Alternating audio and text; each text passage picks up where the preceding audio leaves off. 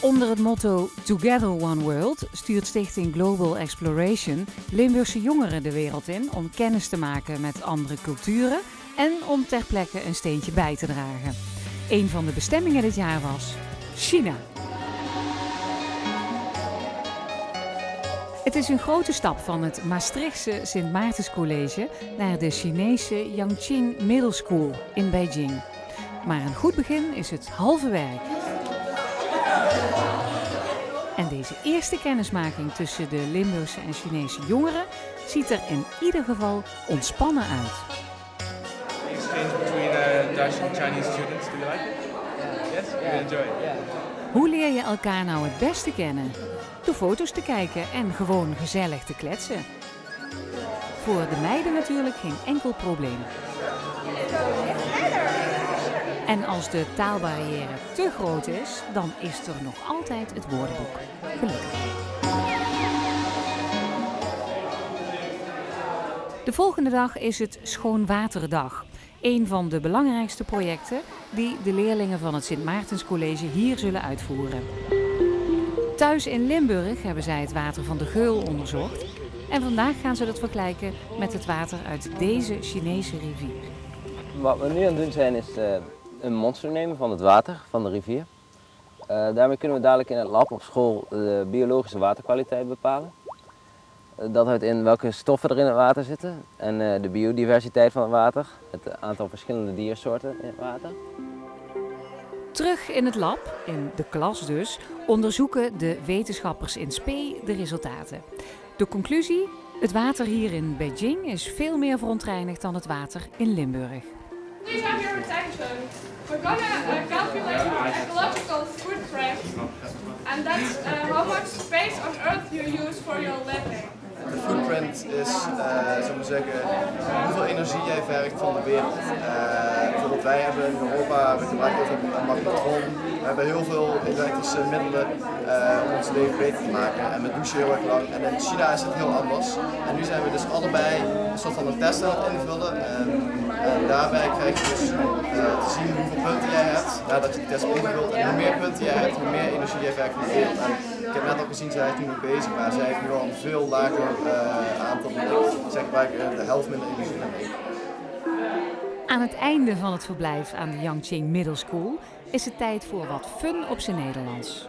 Jij bent een mooi meisje.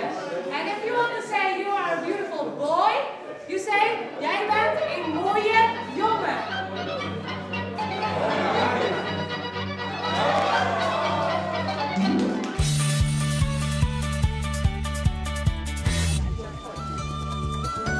Op het platteland in de omgeving van Peking brengen de Limburgers een bezoek aan een basisschool. Dit keer ontmoeten ze dus geen leeftijdsgenoten, maar piepjonge Chinezen. Die in het begin een beetje overdonderd zijn door die buitenlandse gasten. Maar dit soort bezoek krijg je dan ook niet elke dag. Ook voor de leerlingen van het Sint Maartenscollege is het even wennen. Want in vergelijking met de middelbare school in Peking zijn de omstandigheden hier primitief. Maar de kinderen, die zijn er natuurlijk niet minder schattig om. I want to thank the headmaster and the governor of this region for inviting us to their school here. En dan is het tijd om in actie te komen, in maar liefst 3 talen.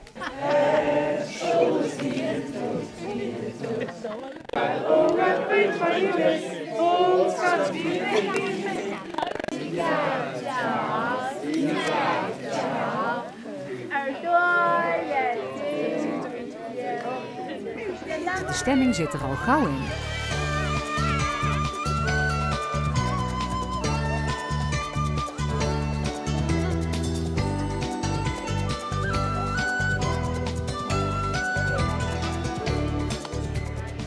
Een tijdje geleden is deze school gedeeltelijk ingestort. En op dit moment zijn de werkzaamheden om de school te renoveren in volle gang. Een deel van het geld dat Global Exploration dit jaar heeft opgehaald, wordt hiervoor dan ook gebruikt. Het heeft ook echt gevolgen voor de leerlingen dat het hier zo is ingestort. Er zitten namelijk maar 26 leerlingen nog op deze school en dat is veel minder dan er eerst inpaste. Alle oudere leerlingen moeten nu namelijk naar een andere school. Er zitten nu leerlingen die zijn 6 tot 9 jaar oud. Dat zijn er in totaal 24. En de leerlingen die ouder zijn dan dat, maar nog wel op de basisschool moeten zitten, die moeten nu elke dag 30 kilometer met de bus, een redelijk hobbelige tocht, naar een centrale basisschool toe om daar hun onderwijs te genieten. En omdat dat een lange tocht is, doen ze die niet elke dag, elke ochtend en elke avond, maar slechts 4 keer in de week. Dus ze zijn de hele week op die school aanwezig daar. Ze zien hun ouders alleen in het weekend.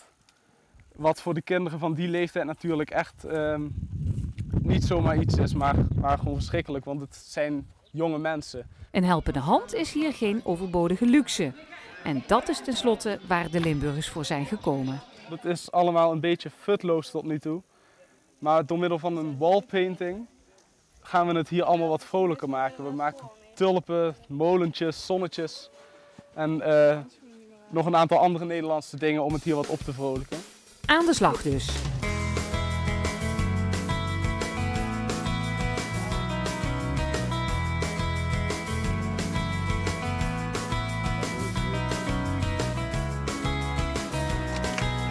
En na al dat harde werk mag je best even uitrusten.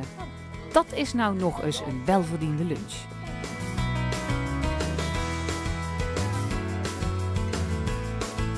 De school heeft niet alleen van buiten, maar zeker ook van binnen nog wat kleur nodig. Een leuk klusje om samen met de kleintjes te doen.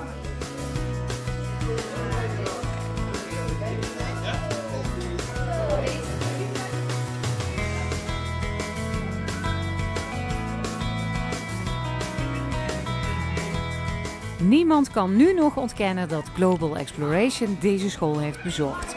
Dat ziet er kleurrijk uit. Dit Chinese meisje kan in ieder geval niet wachten tot de lessen weer gaan beginnen.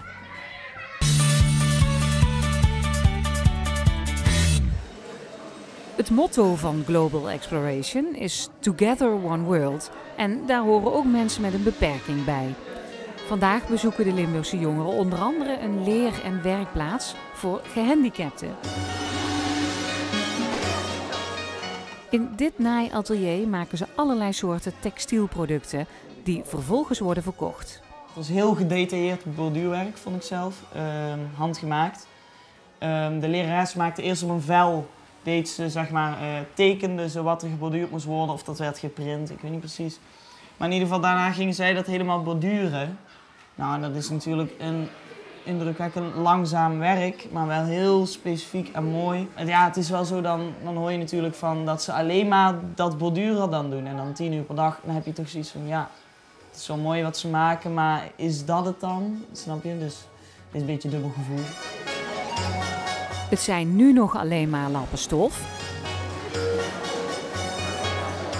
Maar uiteindelijk worden het handschoenen en uniformen voor brandweermannen. De Limburgers ontdekken dat daar best wel wat behendigheid voor nodig is. Zo te zien heeft begeleidster Margot Burggraaf al wat meer ervaring.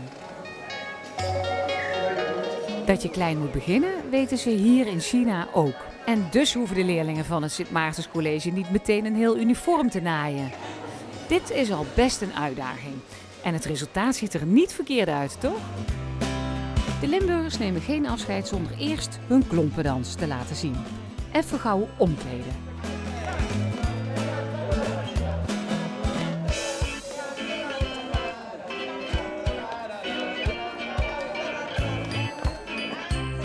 Kijken is leuk, maar meedoen is leuker. En dat kan ook als je in een rolstoel zit.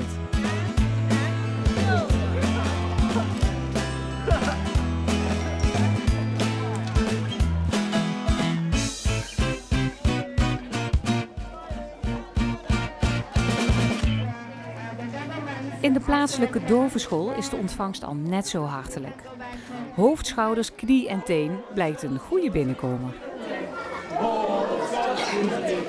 De directrice richtte deze school op omdat haar eigen kindje doof is. De afgelopen jaren is het aantal leerlingen enorm gegroeid, waardoor er een gebrek aan ruimte is. Maar dat is niet het enige probleem. Ja, we gingen dus naar een schooltje voor dove kinderen. En hier was de leeftijd echt van klein tot wat oudere kinderen. En ze hadden allemaal wel gehoorapparaten, maar ze waren niet allemaal heel goed afgesteld omdat alle kinderen een andere afwijking hadden. Dus we hebben hier ook geld achtergelaten zodat ze meetinstrumenten kunnen aanschaffen om gewoon individueel te kunnen meten en de gehoorapparaten te kunnen afstemmen.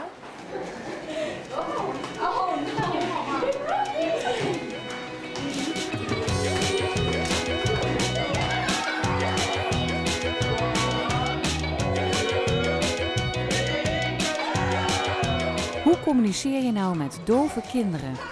Hoewel het voor de Limburgers best spannend was om hier naartoe te komen, blijkt het antwoord eigenlijk heel eenvoudig.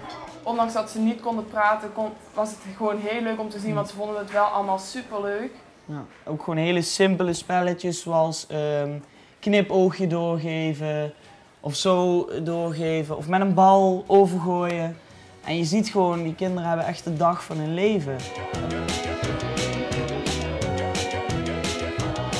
Het is duidelijk dat de Limburgers net zo van het bezoek hebben genoten als de Chinese kinderen. Dus hopelijk is dit geen definitief afscheid, maar een welgemeend tot ziens.